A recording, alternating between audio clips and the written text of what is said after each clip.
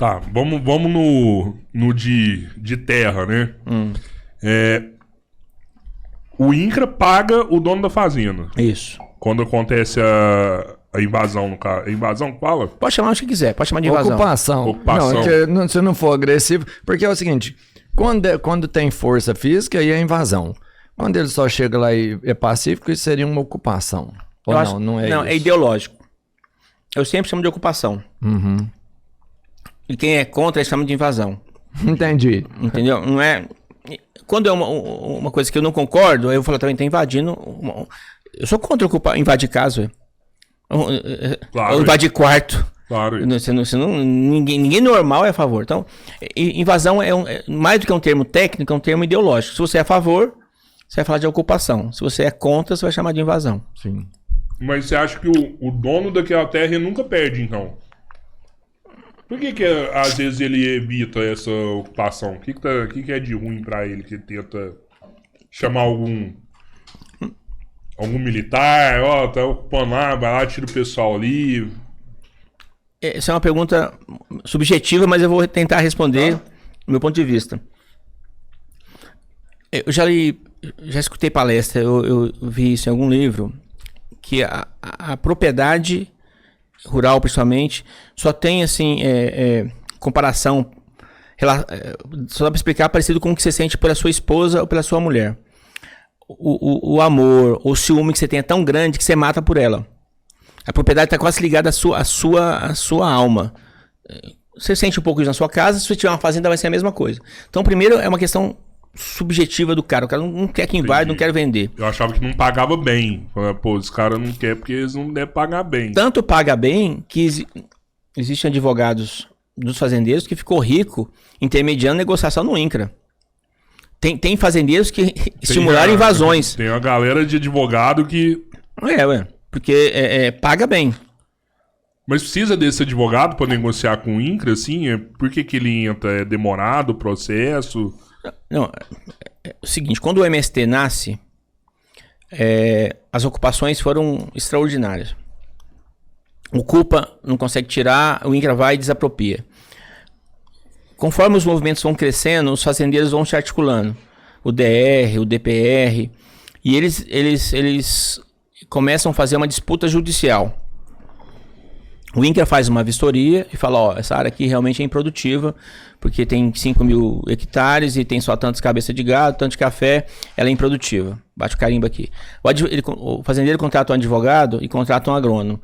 O agrônomo fala, não, lá não tem 1.000 vacas não, lá tem 30.000 vacas. Inclusive tá assina aqui, que ele vai e falsifica, junta nos processos, tira foto de não sei o que e questiona o laudo do INCRA e pede uma liminar para suspender os efeitos do decreto. Vira uma briga interminável. E aí o INCRA só... Os caras começam a produzir prova para... E mesmo que não vai, questiona...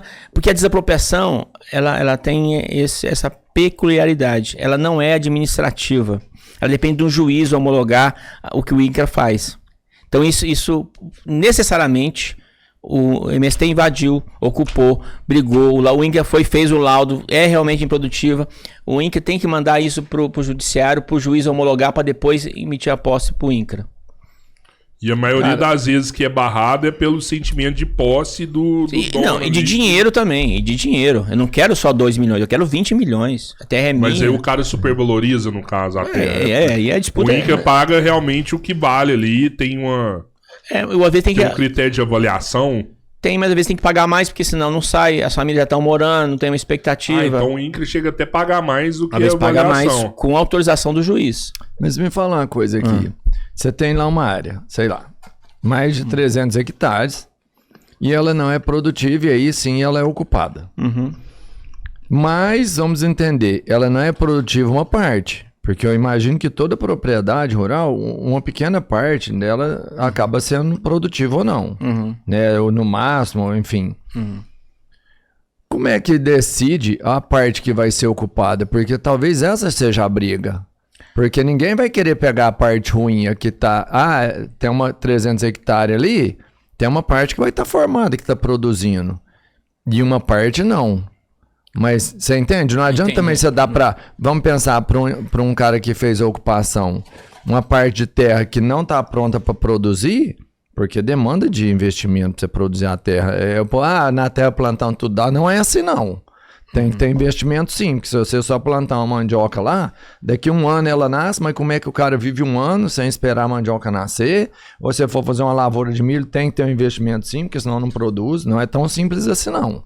A vida real é um pouco diferente.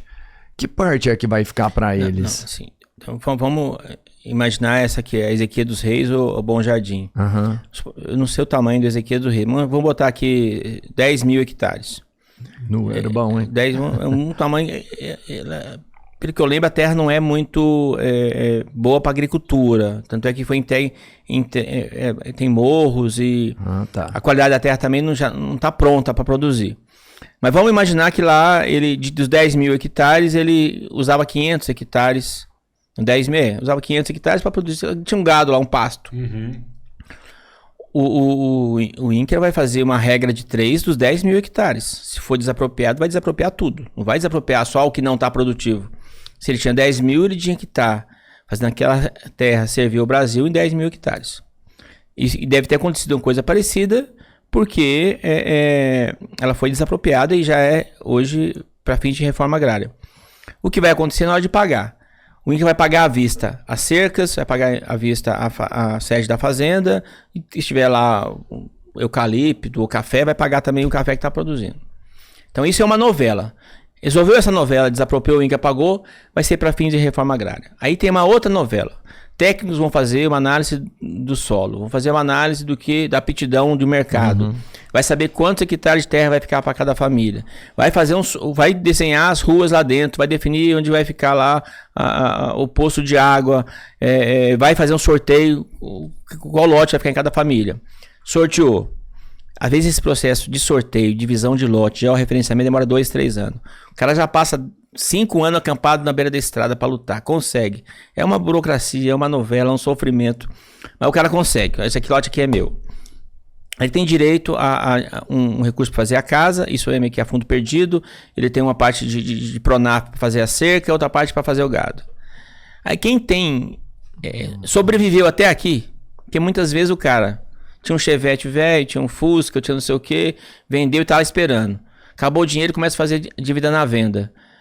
Aí quando ele vai pro lote, ele pega os recursos, às vezes, em vez de ter que investir, vai lá. Paga a conta. E tem gente também que, às vezes, até incentivado por técnicos malucos, fala assim, ó, o que dá dinheiro aqui é vaca holandesa, ou vaca, não sei, suíça, não sei das quantas, pra você produzir queijo importado, mas lá não tem nem o pasto ainda.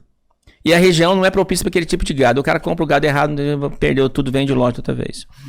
Então, a reforma agrária, ela é difícil conseguir, e depois é difícil a pessoa firmar no taco.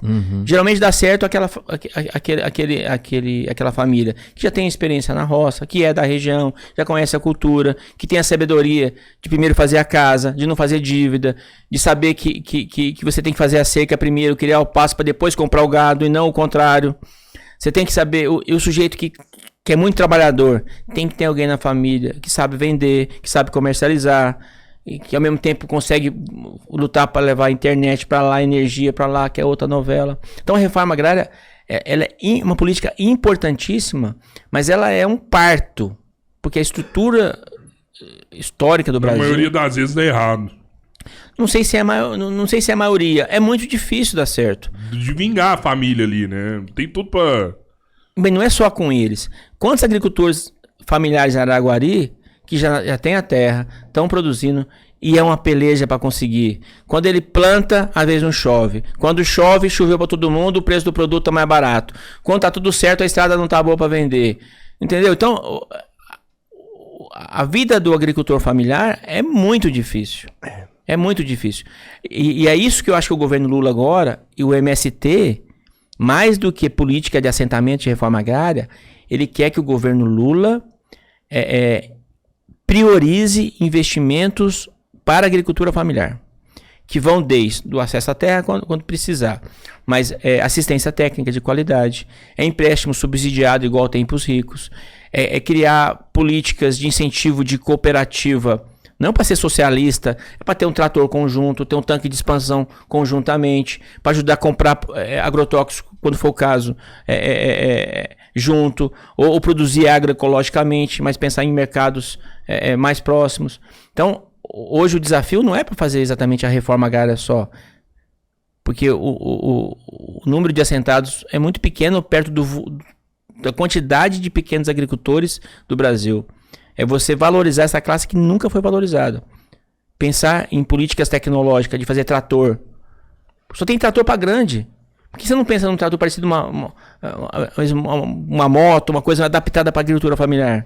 Eu vi um cara que adaptou uma moto, velho, fez um tratorzinho da moto. Mas é brasileiro, sabe aquela história do brasileiro que tem que ser estudado na NASA? O cara fez um tratorzinho de uma moto, foda. Você não acha que isso tem que ser uma política pública? Fantástico. Em vez de você pagar 50 mil no trator, não sei quanto, 80 mil no trator, um trator por 7 mil, por 8 mil, para você acelerar a produção.